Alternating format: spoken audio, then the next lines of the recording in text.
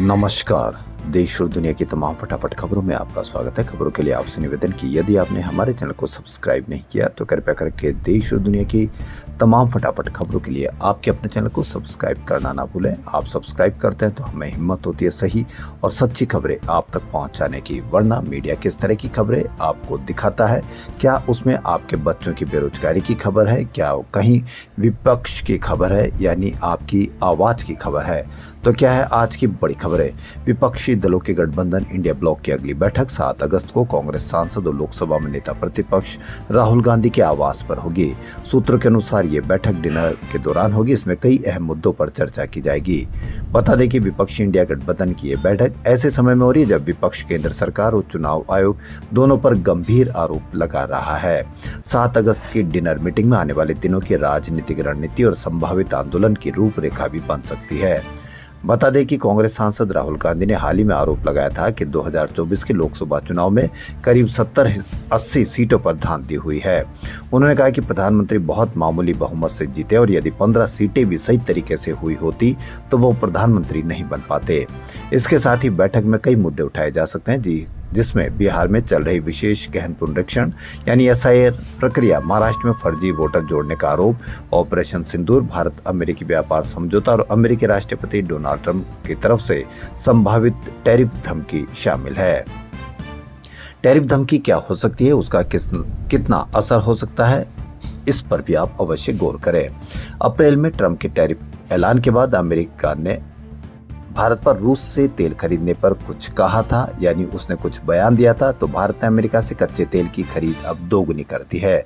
अप्रैल जून तिमाही में इसमें लगातार सालाना आधार पर 114% की बढ़ोतरी हुई है। 2024 में अप्रैल से जून के बीच भारत ने अमेरिका से करीब 15,000 करोड़ रुपए का तेल खरीदा था। अप्रैल 2025 से जून के बीच में यह आंकड़ा दोगुना बढ़कर 32,000 करोड़ रुपए तक पहुंच गया है। केवल जुलाई 2025 में जून के मुकाबले 23% ज्यादा कच्चा तेल अमेरिका से आया। भारत के कुल तेल आयात में भी अमेरिका की हिस्सेदारी 3% से बढ़कर 8% तक पहुंच गई है। क्या आपने कहीं मीडिया पर इसको लेकर कोई चर्चा की या कहीं चर्चा देखी? नहीं देखी। जम्मू कश्मीर के श्रीनगर एयरपोर्ट पर एक्स्ट्रा लगेज को लेकर सेना के एक अधिकारी ने स्पाइस जेट के 4 कर्मचारियों के साथ मारपीट की। एक कर्मचारी की रीढ़ की हड्डी टूट गई, दूसरे का जबड़ा टूट गया, तीसरे की नाक से खून निकलने लगा, वहीं चौथा कर्मचारी बेहोश हो गया। उसके बावजूद आरोपी लाते मारता रहा। घटना 26 जुलाई की है। मामला अब सामने आया है।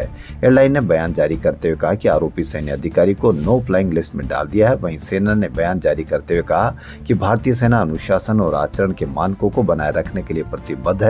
मामले की जांच में अधिकारियों को पूरा सहयोग दिया जा रहा है। इंडिया टुडे की रिपोर्ट के अनुसार आरोपी अफसर की पहचान लेफ्टिनेंट कर्नल रितेश कुमार सिंह के रूप में हुई है। वह गुलमर्ग स्थित हाई एल्टीट्यूड वारफेयर स्कूल में तैनात है। पुलिस ने FIR दर्ज के लिए अभी तक गिरफ्तारी नहीं हुई है। दिल्ली पुलिस ने 29 जुलाई को बंग भवन को लिखे एक लेटर में बांग्ला भाषा को बांग्लादेशी भाषा बताया। इसमें लिखा था कि अवैध रूप से रह रहे भारत में 8 बांग्लादेशी नागरिकों को गिरफ्तार किया। उनके पास से बरामद डॉक्यूमेंट्स बांग्लादेशी भाषा में है। ऐसे में आगे की जांच के लिए बांग्लादेशी राष्ट्रीय भाषा का एक आधिकारिक अनुवादक उपलब्ध कराए। इस लेटर पर सवाल उठाते हुए TMC सांसद अभिषेक बनर्जी ने रविवार को X पर कहा कि दिल्ली पुलिस की यह कोई छोटी मोटी गलती नहीं है। यह भाजपा के बंगाल को बदनाम करने और हमारी सांस्कृतिक पहचान को कमजोर करने और बंगाल को बांग्लादेश से जोड़कर राजनीतिक फायदा उठाने की एक सोची समझी साजिश है। अभिषेक ने लिखा कि यह संविधान के आर्टिकल 343 और 8वें अनुसूची का उल्लंघन है। बांग्लादेशी नाम की कोई भाषा नहीं है। बांग्ला को विदेशी भाषा कहना सिर्फ अपमान नहीं है, बल्कि यह हमारी पहचान, संस्कृति और अपनेपन पर हमला है। बंगाली अपने ही देश में बाहरी नहीं है।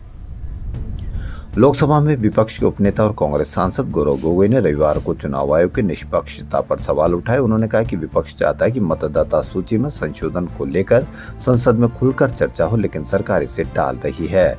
असम कांग्रेस की कार्यकारिणी बैठक से पहले मीडिया से गोगोई ने कहा कि आज जनता के मन में चुनाव आयोग की निष्पक्षता को लेकर संदेह है। सरकार इस पर चर्चा से क्यों भाग रही है? क्या यह बीते विधानसभा और लोकसभा चुनाव में की गई किसी गड़बड़ी को छिपाने की कोशिश है? वहीं जब कांग्रेस नेता से पूछा गया कि सरकार का तर्क है कि चुनाव आयोग किसी विभाग के अंतर्गत नहीं आता, इसलिए इस पर चर्चा नहीं हो सकती, तो गोगोई बोले ये बेतुकी बात है। मुख्य चुनाव आयुक्त की नियुक्ति प्रधानमंत्री और सरकार करती है, ऐसे में जवाबदेही भी बनती है। और आप भी इस पर अवश्य कमेंट करें कि क्या इसकी जवाबदेही नहीं बनती है कि कैसे 65 लाख वोट को काट दिया गया। भारत के खिलाफ 374 रन का टारगेट चेज कर इंग्लिश टीम ओवल टेस्ट जीतने से मात्र 57 रन दूर है। टी ब्रेक तक इंग्लिश टीम ने दूसरी पारी में 4 विकेट पर 317 रन बना लिए। जो रूट और जैकब बैथल क्रीज पर है। हैरी ब्रूक 111 रन को आकाशदीप ने मोहम्मद सिराज के हाथों कैच कराया। आज चौथा दिन है। पूर्व प्रधानमंत्री और जेडीएस सुप्रीमो एचडी देवगौड़ा के पोते रेवन्ना ने अदालत के फैसले के बाद शनिवार को जेल में अपनी पहली रात बिताई। अदालत ने उन्हें दोषी ठहराया। जेल के एक अधिकारी ने बताया कि रेवन्ना को बेंगलुरु के परप्पना अग्रहारा सेंट्रल जेल में कैदी की संख्या दी गई है। उन्हें कैदी संख्या 15,528 आवंटित की गई है।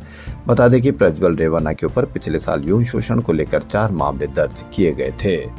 इसमें भी मीडिया की रिपोर्टों में बताया जा रहा है कि वो रो रो कर बुरा हाल था, जबकि कई सालों से जो पीड़िता थी उनका भी रो रो कर बुरा हाल था।